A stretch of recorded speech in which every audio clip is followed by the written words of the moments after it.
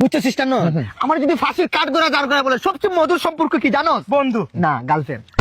বন্ধুত্ব বলা একটা কথা মনে বসে বুঝতে, বন্ধুত্বের দোয়া যদি কবুল হইতো আমি তোদের জন্য কোনো সময় দোয়া করতাম না। খারাপ দোয়াটা আর কি বেশি বুঝো, বেশি কথা বলবো, খারাপ দোয়া কোনো সময় করতাম না। দুই একবার করছিলাম আর ওইটা লাগে না। এই যে একটা অ্যাক্সিডেন্ট তোর দুটো পা চলে যা করছি লাক্সাস পর্যন্ত হয় না। আর বেটা বন্ধুত্ব ওই যে 9 3টা রিলেশন চাইছিলাম ব্যাকআপ হয়ে যখন হয়েছে এটা আলহামদুলিল্লাহ এখন 3টা গার্লফ্রেন্ড। খুশি আছো তুই? 4টা এখন 4টা। দেখ দেখ নিয়ামত দেখ, মা বন্ধুত্বের দোয়া যদি কবুল হইতো আমি তোদের জন্য করতাম না, বুঝছো? আর একটা কথা কি জানো, আর একটা দিয়ে খারাপ যদি লাগতো তাহলে আমি নয়নের জন্য লাস্ট মান্থে মনে একটা দোয়া করছিলাম যে একটা ভূমিকম্প 9 মাত্রা আর বাংলাদেশের সব বিল্ডিং ঠিকঠাক, খালি ওর বিল্ডিংটা পড়ে যাক। লাগে নাই তো, হয়েছে এরকম? না, হয়নি। বেশি কথা বলো। দোয়া করছস তুই? দোয়া করছি। না না, এই দোয়া করছস? হ্যাঁ মানে লাগে নাই তো। তো আচ্ছা ভালো দোয়া যদি করতি আর যদি সেটা কবুল হইতো তাহলে তুই করতি না। আচ্ছা যাই হোক, আমরা এখন আছি বন্ধুত্ব যে কথাটা যে বলছে হাতে টুইস্টটা কিন্তু দিছে। বন্ধুত্বের স্থানটা কোন জায়গায়? কত কোন জায়গায়? দেখ সর্বপ্রথম হচ্ছে মা বাবা।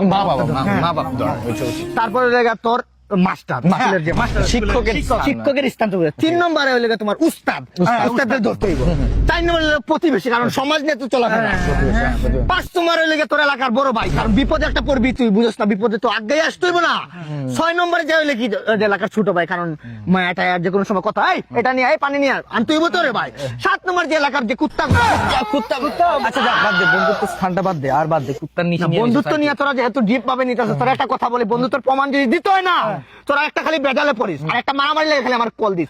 যদি সেই জায়গায় উপস্থিত না থাকি আমার তুই আসবি 100 বার আসবো। রাখি পাইবো আসবো না। আমার বেজাল দেখতে ভালো লাগে তো, মারামারি দেখতে আমার ভালো লাগে।